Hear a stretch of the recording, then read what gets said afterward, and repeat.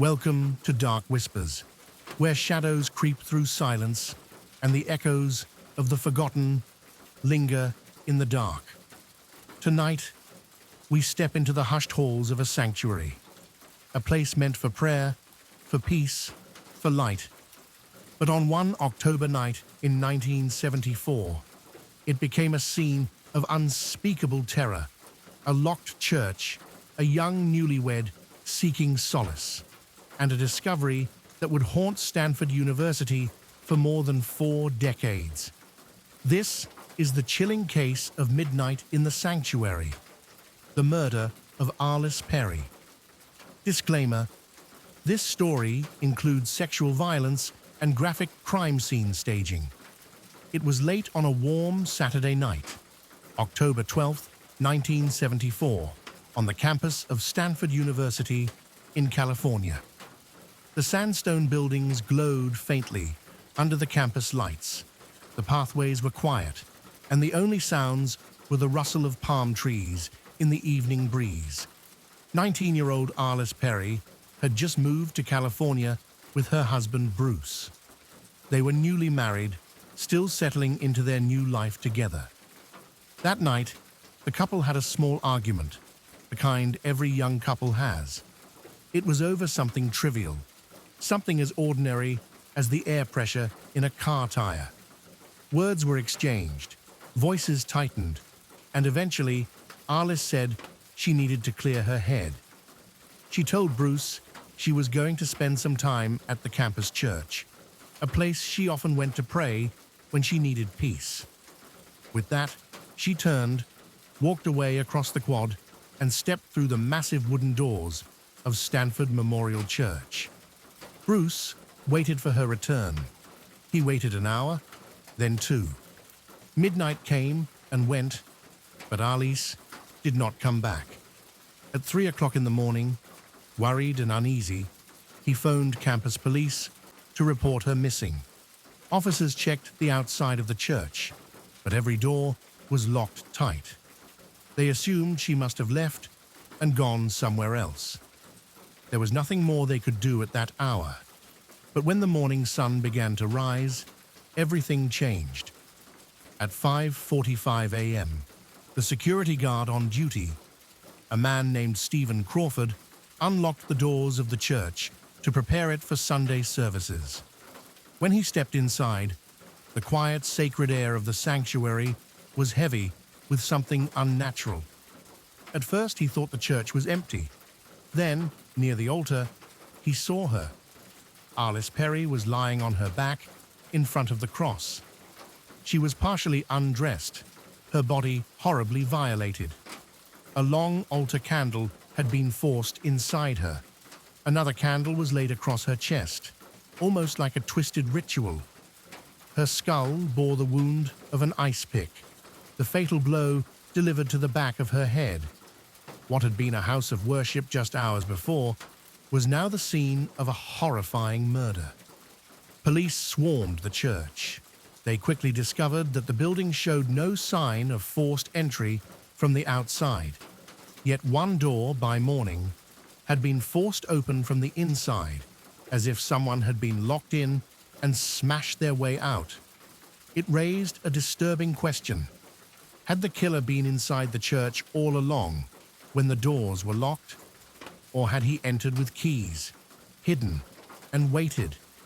Detectives collected what evidence they could.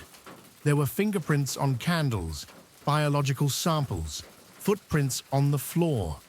They interviewed Bruce, who was devastated and confused. He had been at home all night and had even called the police to report his wife missing. He was quickly cleared.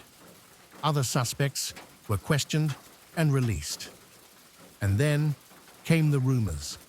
Because of the way Arlis's body was posed, whispers spread that this was no ordinary killing. People spoke of satanic rituals, of cult sacrifices, of secret groups who might have chosen the young woman at random for a symbolic murder. Journalists linked her death to wild theories, even tying it loosely to the son of Sam killings on the other side of the country. For decades, The case was haunted by speculation that it had been the work of a ritualistic cult. But the truth, as it turned out, was much simpler and far more terrifying. Years passed. The case went cold. Arlis's husband moved on with his life, carrying the trauma of what had happened. The security guard, Stephen Crawford, remained a figure in the background. He was the one who had discovered her body. He had been questioned back in 1974, but there was never enough evidence to charge him. He continued to work on campus for a time, then moved away, living an ordinary life as the decades turned. But the case file never closed. Detectives held on to the evidence, the clothing, the candles, the samples taken from the body, even as technology in the 70s, 80s, and 90s failed to unlock its secrets. Then came the 21st century. DNA technology changed everything.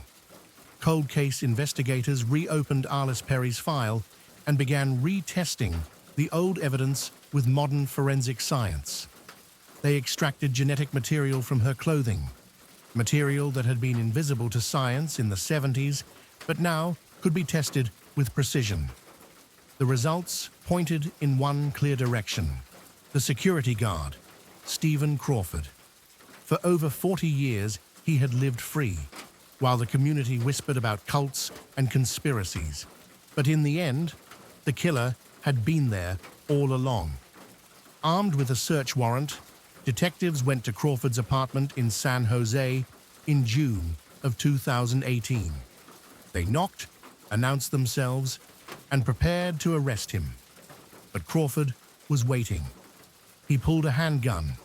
As deputies backed away and tried to negotiate, a single gunshot echoed inside the apartment. Crawford had taken his own life before he could be brought to trial.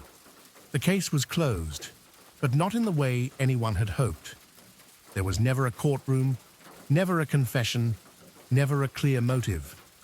Authorities believe it was a crime of opportunity, a predatory act committed by a man in a position of trust, who used his access to the church to trap and attack an innocent young woman.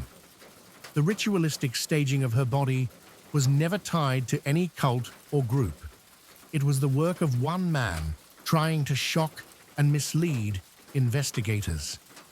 For Arlis's family, the truth brought a strange mix of relief and sorrow. The mystery that had hovered over her death for 4 decades had finally been solved.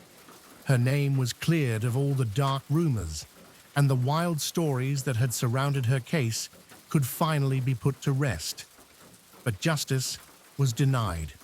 Her killer had escaped the consequences by ending his own life just as the walls were closing in. And so the story of Arlis Perry remains one of the most chilling in American campus history. A young woman, newly married, a believer in faith and goodness, walked into a church one October night to find peace. Instead, she met a predator in the shadows. For over 40 years, her murder carried the weight of rumor and horror. In the end, it was not cults or conspiracies, but the man who unlocked the doors at dawn who was responsible. Arlis's death is remembered as a tragedy not only for what happened inside those stone walls, but for the decades of fear and mystery it left behind. A case where horror lived side by side with whispers of the supernatural, until science revealed the human monster hiding in plain sight.